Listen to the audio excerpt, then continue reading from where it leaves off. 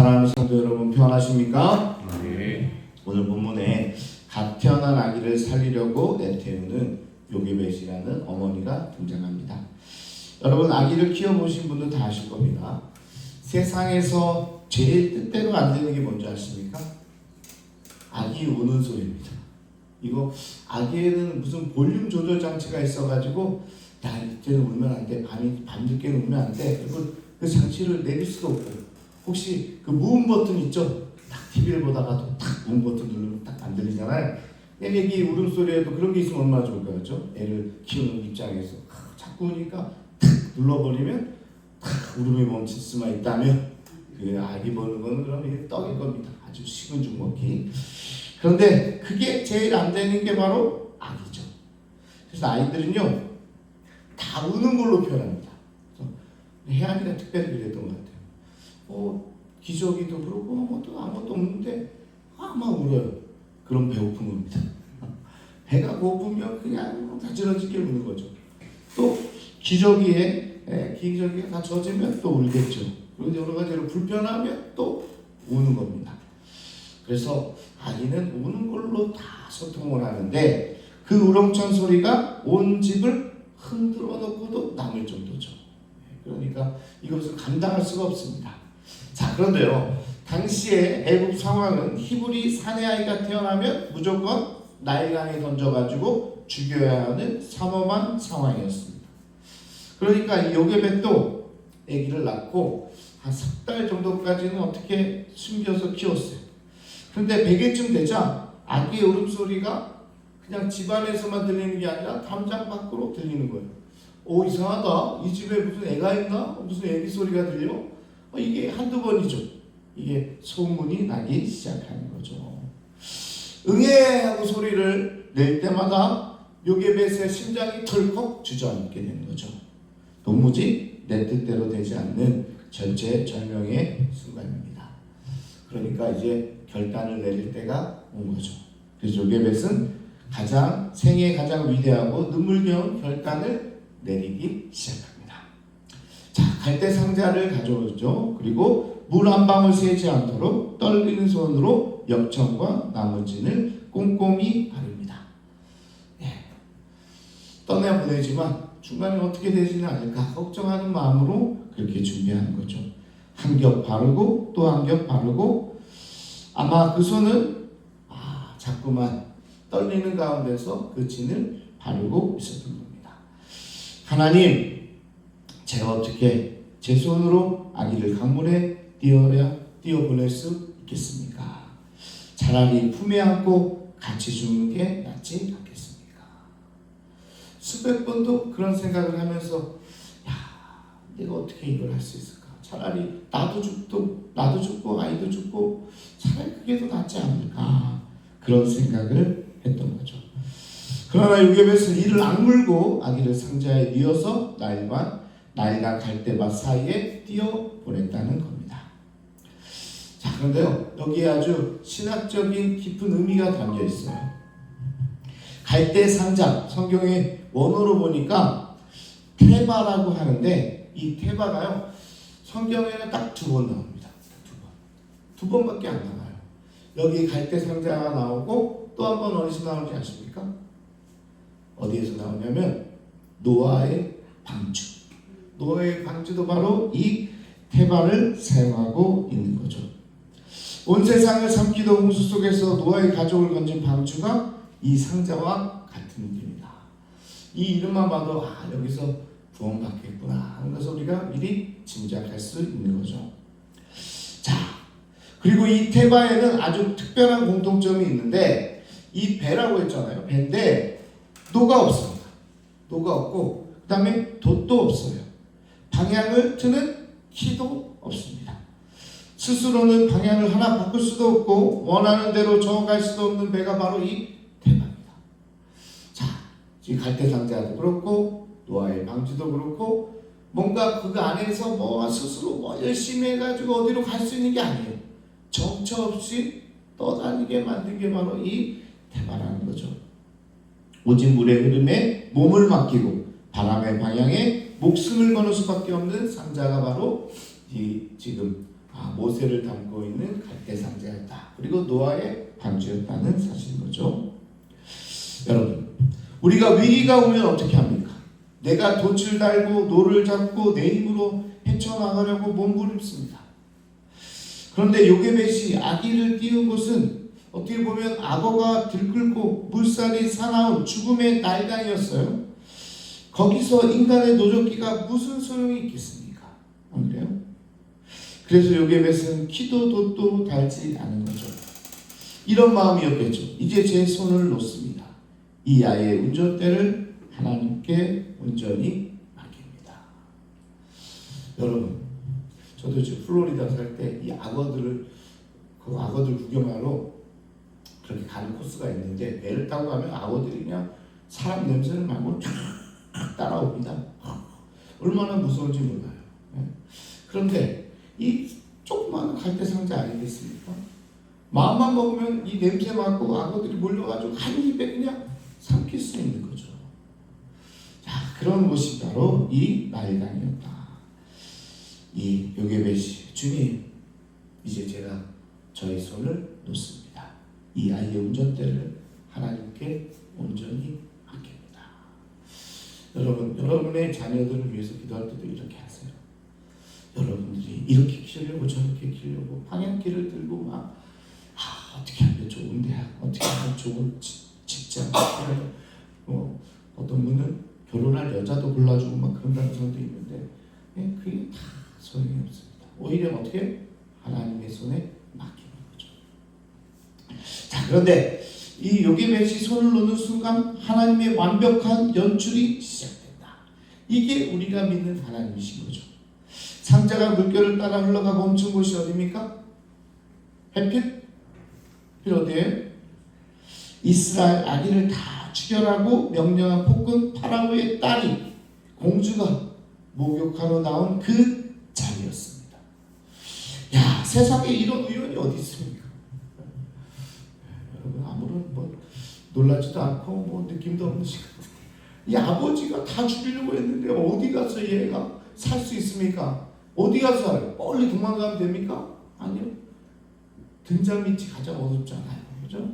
그 딸이 목욕하는 그 자리로 딱 하는 거죠. 이게 우연이 아니라 하나님의 손 안에 있는 겁니다. 우리의 인생이 하나님의 손바닥 안에 있다는 사실이죠. 공주가 상자를 열자 이 아이가 울고 있는 거죠. 그 순간 하나님은 공주의 딸 마음속에 긍휼을 딱 심어주셨습니다. 이제 돌아오는 주일날 긍휼에 대해서 제가 말씀을 전하려고 저도 준비하고 있는데, 그냥이면요, 아이 무슨 애가 있어?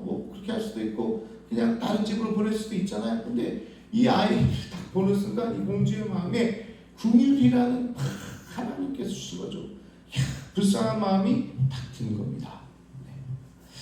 그래서 그러고 있을 때 멀찌감치 지켜보던 누나 미리암이 또 그 잽싸게 달려와가지고, 공주님, 제가 가서 이 아이에게 젖 먹일 히브리 유모를 불러다 드릴까요? 야, 이런 지혜가 어디서 생길지 모릅니다. 이게 하나님의 시나리오에 있는 거죠. 그랬더니 공주가 고개를 끄덕이는 거죠. 긍휼한 마음으로 내가 이 아이를 키워야 되겠다. 그래서 미리암이 데려온 유모가 누굽니까? 야, 이런 스토리를 어떻게 만들려고 해도, 요즘에도 어떤 이 영화로 만들려고 해도 어떻게 이런 스토리를 만들 수 있겠습니까? 그 유모가 바로 친어머니 요게벳이었습니다. 아니, 여러분, 요즘에 그 윤채 키워서 알고 또 유나도 이제 앞으로 키울 텐데, 육아가 얼마나 돈이 많이 들지 않습니까? 예? 알죠? 분유값도 비싸고 기저귀도 있고 얼마나 돈이 많이 들어가는지 몰라요. 근데 자기 아기를 맡겨놓고, 예? 그 사람이 돈을 다 대고 자기가 키우는 겁니다. 야, 이런 은혜가 어디 있습니까? 그죠? 왕궁에다가 그냥 키우는데, 예? 그 사람이 돈을 다 댄대. 내가 키우잖아요. 근데 다 돈을 대주면서 키우라고 하는 거죠. 이런 기막힌 반전이 세상에 어디 있을까? 어제까지만 해도 울음소리가 새어날까봐 숨죽여서 젖물리던 어머니가 바로 요게벳 아닙니까? 그런데 이제 공주가 어머니에게 사정을 하는 거죠. 이 아이를 데려다가 나를 위하여 젖을 먹이라. 내가 그 삭을 쳐주리라. 야, 그 삭도요, 이 세상에서 가장 권력 있는 사람의 딸이 그 값을 쳐준다니까 이거는 뭐 완전한 보장이 되는 겁니다. 야. 이제 요게벳은 왕실의 공인을 받아 공주의 보호 아래, 심지어 애국 왕실의 돈까지 받아가면서, 육아비를 다 받아가면서 자기 아들에게 당당하게 젖을 먹이게 되었다. 이게 하나님의 역사죠. 총가를 휘두르던 바라오를 하나님은 연약한 여인들의 손을 빌려 완벽한 웃음거리로 만드신 겁니다. 그렇게 건져 올린 아기의 이름이 모세, 물에서 건져냈다는 뜻이죠. 근데 제가 보니까요, 이 모든 것을 다 바로가 지금 하고 있는 거예요. 바로가요, 아들이 태어나거든 너희는 그들을 나일강에 던져라, 이렇게 다 시나리오 누가 짰어요? 지금 다 그 왕이 짠 거예요. 그런데 그 시나리오 안에서 하나님은 어떻게 역사하세요? 그 죽이려고 했던 게 지금 자기가 지금 돈 내가지고 키우고 있잖아요. 그러니까 참 이 놀라움이 오늘 하나님의 역사, 그리고 여러분의 인생도 돌아보면 그렇게 굽이굽이 다 하나님의 역사가 숨겨져 있음을 기억하시기 바랍니다. 그렇다면 여러분, 아기 모세는 어떻게 죽음의 강물에서 건져서 한 민족의 구원자가 될 수 있었을까? 모세가 똑똑해서? 그렇지 않습니다. 요게벳이 정말 머리를 잘 써가지고 완벽한 작전을 펴서? 그것도 아닙니다. 모세가 상자 안에서 한 일이라고는 그저 앙앙 운 거밖에 없어요. 그냥 운 거밖에 없습니다. 그러나 그를 민족의 구원자로, 지도자로 삼아 주시는 거죠. 그게 기독교입니다. 기독교. 우리가 뭔가를 하는 게 아니라, 우리는 돛도 없고 키도 없고 방향키도 없고 아무것도 없어. 우리는 그저 하나님만 바라보고 기도하는 거죠. 우는 겁니다. 그것만이 우리의 살 길이다. 자, 오래전에 영국에서 세계 종교학자들이 모인 학술대회가 있었대요. 주제는 수많은 종교 가운데 오직 기독교에만 있는 가장 독특한 특징이 뭐냐? 종교인들이 모여 있으니까 또 기독교인들도 그럼 기독교가 가지는 가장 독특한 특징이 뭔가? 어떤 학자는 이야기합니다. 성육신이다. 하나님이 인간의 몸으로 이 땅에 오신 것, 그것만큼 대단한 게 없냐? 없다. 그랬더니 다른 어떤 종교에 있는 사람이 그거 우리의 신화에도 있다. 야, 신이 내려왔다는 얘기가 있다. 뭐 이렇게 하고, 그 어떤 사람이 부활이다. 부활만큼은 진짜 어떤 사람에게도 없지 않냐? 막 이런 얘기하니까 아니다. 그것도 우리에게 그런 얘기가 있다. 막 이렇게 논쟁이 막 벌어지고 있는 상황입니다. 그런데 이 논쟁이 끝이 나지 않아요. 때마침 유명한 기독교 변증가이자 소설가인 C.S. 루이스가 이 회의장에 들어오게 됩니다. 아주 유명한 분이죠. 야, 무슨 토론을 그렇게 뜨겁게 하니? 라고 물어봐요. 그랬더니 이제 이 이야기를 하는 겁니다. 그러자 루이스가 당연한 듯 한마디 딱 던지는 게 뭐예요? 우리에게는 은혜가 있다. 다른 종교에는 없는, 우리에게만은 은혜가 있다는 거죠. 순간 회의장이 조용해졌습니다. 그러면서 루이스의 설명은 명쾌했는데, 모든 세상 종교와 철학은 인간이 애쓰고 노력해서 신에게 올라가도록 가르친다. 업보를 쌓고 돌을 닦고 내 선행만큼 돌려받는다고 생각한다. 그러나 오직 기독교만이 아무 조건 없이, 아무 대가 없이 거저 주어지는 하나님의 일방적인 사랑, 은혜를 말하고 있다. 우리 천주교에서도 뭔가 선행을 하라고 하잖아요. 그게 이제 잘못됐다고 생각하는 게 기독교죠.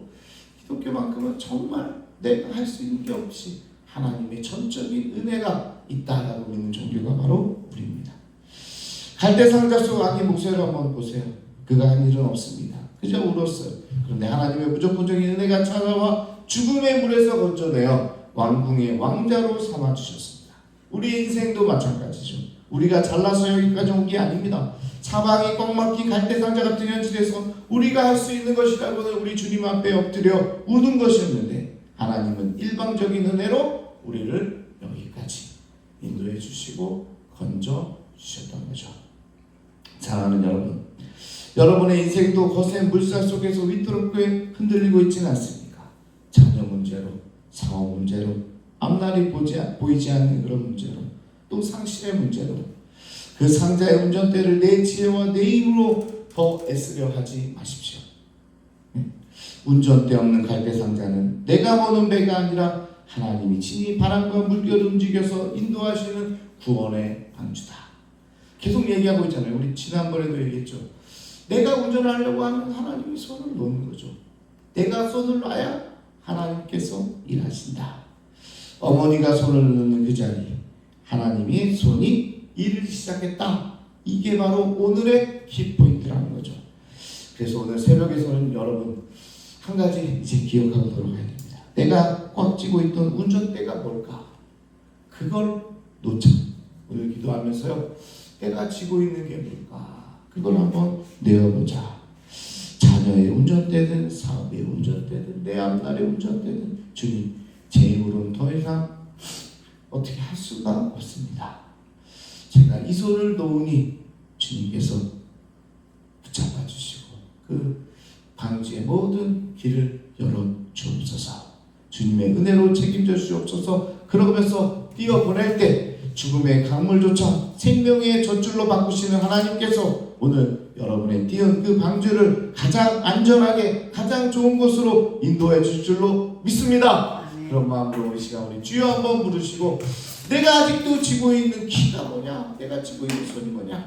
나의 강가에 거기에 악어들이 득실거리고 또 잘못하면 뒤집어질 수도 있고 내가 빠질 수도 있는 그런 환경이지만 내가 나야 하나님이 일하신다니까 나를 향해 나의 가장 소중한 것을 내려놓습니다. 주여 함께하여 주옵소서.